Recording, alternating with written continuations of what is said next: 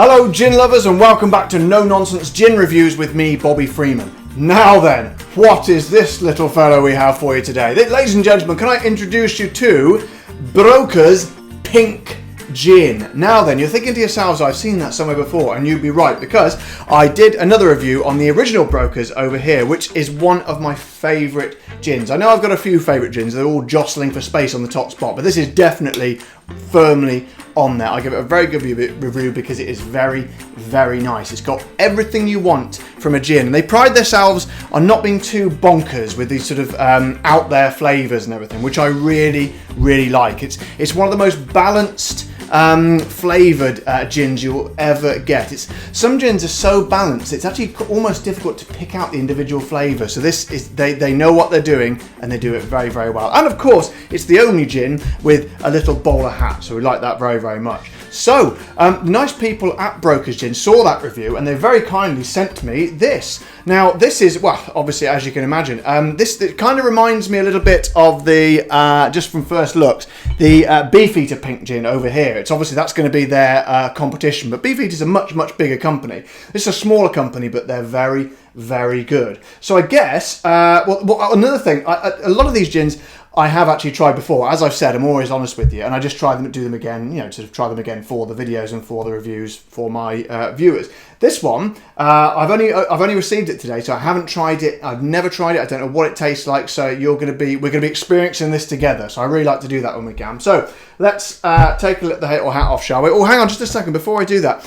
When I did my Brokers review, I did look on their website, and I said that they didn't list the Botanicals and that they were very secretive about it. Now, either they've put them on since I've looked at the website, or I'm not very thorough at looking at the website. I suspect it's the latter. So I have found them now. So the original Botanicals in these, which I imagine, it hasn't actually got info, unless I can't find it again, about this on the website. But the Botanicals in the original, which I assume is the same as this plus strawberry, we've got quite a lot in here actually, over 10 Botanicals. So we've got the juniper berries, standard, coriander seeds, standard, orris root, which seems to be there a lot more and more in gins now, nutmeg, which is nice, cassia bark, and cinnamon. I think I picked that out in my review, so I'm quite glad I got that right.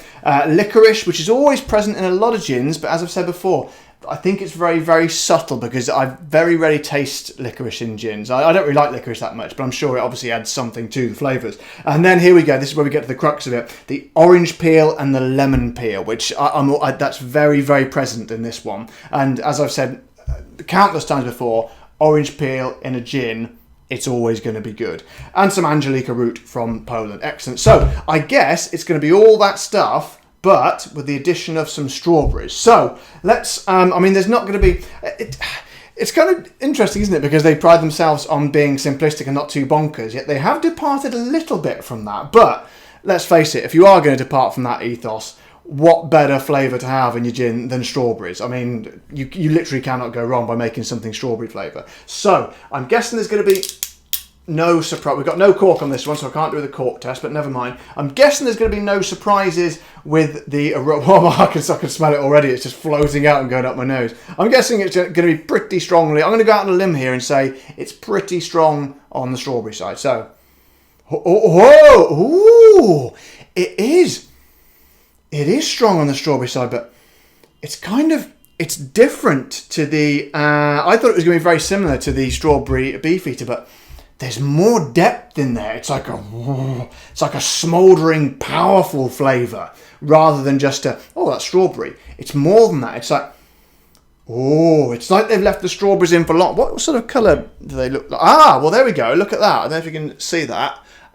So I'd say the Brokers look slightly deeper pink than the Beefeater. So I'm guessing they've used more strawberries, left them in for longer. I don't know, but I think we're going to get a more intense blast of strawberries in this one. So I'm very excited about this. So let's not talk about it anymore. Let's get it in the glass, shall we? So what am I doing? I'm all confused. Right, okay.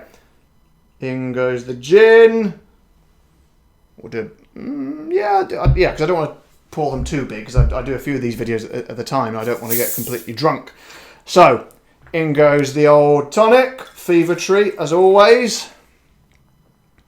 That's going to be a bit strong, I think. Have a little bit more in. Right, whiz that around.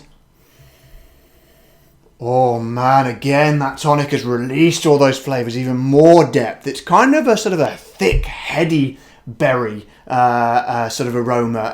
Obviously, primarily strawberries, but oh man, that smells good. Hang on, here we go, here.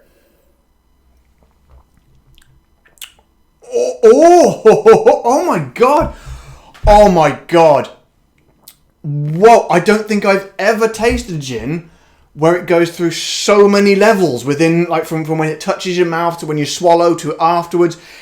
I always say when you introduce the oxygen to a drink, it kind of comes alive when you breathe that first breath in after swallowing. But wow, that was strawberry ginny heaven. I'm gonna have to have another go. Hang on, that was too good to just have one slug. Hang on, here. Oh my god. Right. Okay, strap in. There's a lot going on in this. This is a wow, I'm almost lost for words. Not quite though. So, the Beefeater gin I like very, very much, but it is very much like a strawberry. When you get the strawberry flavoured anything like sweet strawberry sauce you put on ice cream, it's kind of that it's strawberry taste. It does taste like strawberry, but it's kind of an artificial strawberry, which is still very nice, if that kind of makes sense. But you get the sense it's a strawberry flavoured something. This, you're getting like it's actually like you've just opened a box of strawberry or a punnet of strawberries. I don't know what they call a box of strawberries, a punnet. I don't know. Maybe someone can let me know. Anyway, never mind. When you get that blast of just pure fresh fruitiness, just something that's grown in the ground, and it's just pure juicy goodness. You get that. It's like literally like I'm drinking that sort of sense and that smell and that aroma and that feeling that it gives you. I'm gonna have to have another go. It's so nice. It's so nice. You get the smell fills your nostrils, obviously, when you just before you take the drink, and as soon as it touches the tongue, it's like ding ding ding ding ding ding. It's dancing all of these. It's like these flavors are just tiny little explosions of strawberry flavor, just bouncing up, and then you swallow it down, and it just gives you this deep, wholesome sort of interesting, multi-layered strawberry flavor. But it's kind of, oh my god, it's the difference from a child's book to a really multi-layered, gritty novel when there's sort of depth and twists and turns. That's the best way I can describe it. That's a masterpiece of a gin. I don't think I've had been I've had sort of a surge of experiences in one go before. This is absolutely. I kind of knew this. I had a feeling when it turned up. I just had a look at it. I thought, I think we got something special here, and you really have. So I tell you what. Oh my god, ladies and gentlemen, this is, as I've said before, you know my top bracket, what you should be paying, about £30. This never goes over £30. I think the both of them are just coming at just under £30 or just on.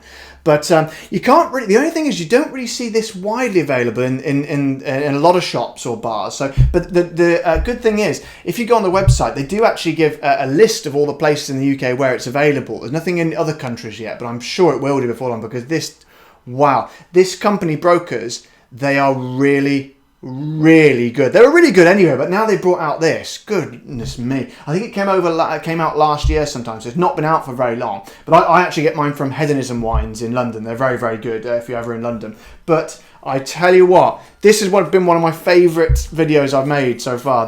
Oh my God, I could almost drink it neat, but I won't, because I think that'll spoil it. So, ladies and gentlemen, we won't bang on about this for too much longer, because I have banged on quite considerably. But let's put the top back on. I say to you, that is brilliant gin. This is my top recommendation for the year. I know we're not very far through the year yet, but so far, that is going to take some beating, my friends. Get out there, get some Brokers, get it on your shelf, and get it in your mouth. So that could be my new catchphrase. Anyway, ladies and gentlemen, that is Brokers Pink Gin. Go out and get some. I've been Bobby Freeman. This is No Nonsense Gin Reviews, and I will see you next time. Bye-bye. A bit more. Oh, God.